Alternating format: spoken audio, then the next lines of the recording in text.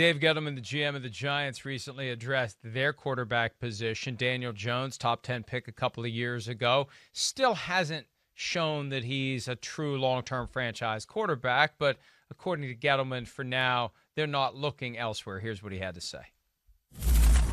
We've done the evaluation on him, and we really believe he's the guy.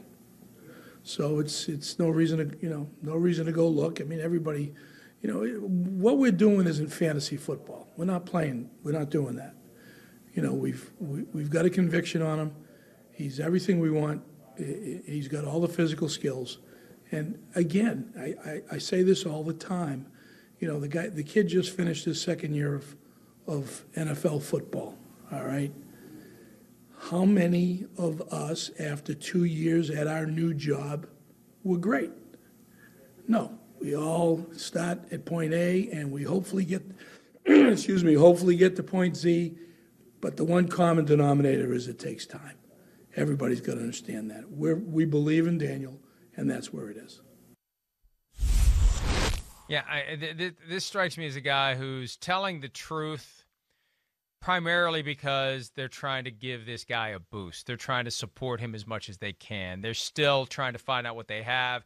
And a lot of times teams will do that, where they will supply that extra something and let the world know that we believe in this guy. Now, it wasn't over the top, but they're giving him every opportunity. Now, the reality is he's trying to become the best quarterback he can be in an era where you see guys who are quickly becoming great and quickly showing that they have it. So do you get the 5 years like you used to? No.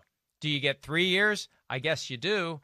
But, Chris, I feel like it's up or out this year for Daniel Jones, that if he doesn't get it done this year, if he doesn't prove that he can be a team or a quarterback that can lead his team to the playoffs, then that's when they start looking elsewhere next year. It is a big year, yes. And I think, like if it was an average year again this year, then I don't know if they necessarily just, ditch him, but they'll probably bring in like a really high-end quality backup maybe to be a little bit like competition, or if you falter or don't play the way we want and do all that, then we might have to, go to this guy or something that way. But at this point where we stand right now, you don't abandon ship on Daniel Jones. No way. First off, we can all see there's a lot of issues, with the Giants. They've not been the perfect football team. We could all see 2 years ago when Eli Manning was taken out of the game, and Daniel Jones got in, that, he was clearly better than Eli Manning at that time. And he could do some things that Eli couldn't. Now, has it been perfect? No. But it's second year, like Gettleman said. It's two different systems he's been in 2 years into his NFL career. The offensive line's been pretty crappy. They kind of got it going, and, of course, they've invested in it. They got it going towards the second half of the year, and it looks like it's on the right track, even though I know they let go Zeitler, yesterday, but that's the way we're in. And, they're Saquon is hurt. Evan Ingram has flashes of being awesome, but has issues there. They got Darius Slayton. Okay, he's a real good player, but they need another guy too, like we always talk about with these franchise top 10 quarterbacks. Again, what do you expect? If you want to make it work, make it work. Give him some talent around him to accentuate his own talent. So I'm not dead on Daniel Jones at all. It is a big year. Yes, I wish he would scramble and get out of the pocket and not be such the Statue of Liberty in there sometimes, and that leads to the fumbles and all that. But, damn, there is a lot of good decisions and high-quality throws, and we saw an 80-yard run that not a lot of quarterbacks in football can do, and I think that's why you keep him and you still believe in him and going into year 3. I think it was a 75-yard run. Oh, I thought it was 8. I think it was 80. He should have been 85. For the touchdown. That's what it was. Yeah. Okay. It should have been. Whatever it could have been, it was about 5 yards short of that. Right. The thing that you pointed out after his rookie year and hasn't gotten appreciably better, the idea that the clock in his head, yes, he holds it too long.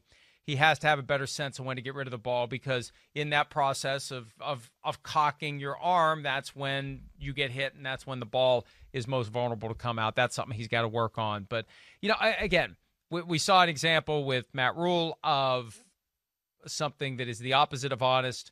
We saw Ron Rivera being completely honest. With Dave Gettleman, I'm not quite sure where it falls, because you got to prop up your quarterback. You got to do what you can to boost your guy. And I think that they're at least waiting to see if this year can become the year he fulfills his promise. I think so. And like I said, I think there's enough good there to go, whoa, we see enough here that we're not giving up on this yet. We got issues, and he's got some issues that he's got to fix on, like you just mentioned and all that.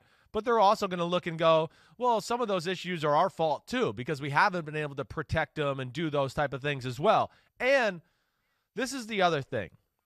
The Giants, their organization in general, I think the coaches they have there who come from New England, they're not the type of organization or coaches who just look at it and go, oh, it's the quarterback.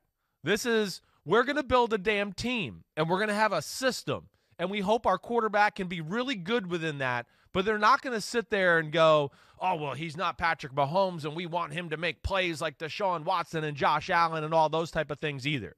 So they're, I guess, more realistic with those expectations and kind of evaluating themselves and going, wait, we like this guy. He's got a lot of strong attributes.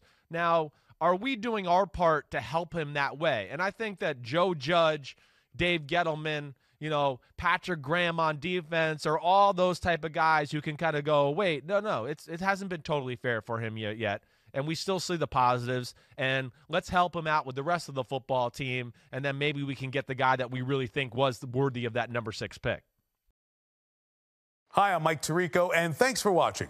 Make sure to hit subscribe for the latest news and highlights from NBC Sports.